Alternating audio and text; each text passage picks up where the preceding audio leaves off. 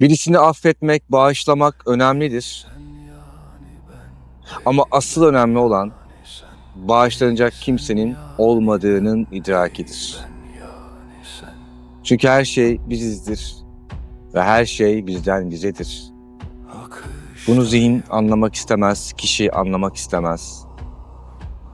Ama kendi içimize döndüğümüz zaman gün içinde, hayatın içinde yaşadığımız bütün eylemleri, davranışları idrak etmeye başladığımız zaman, onları fark etmeye başladığımız zaman bunların bizdeki etkisi zaten azalmaya başlar.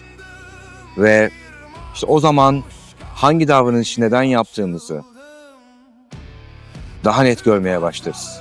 Ve sonra anlarız ki aslında gerçek anlamda her şey bizden bize. Hiçbir şey ayrı değil. Her şey bir ve bütün. Ve bütün varlık alemi görünmez enerjilerle bağlı.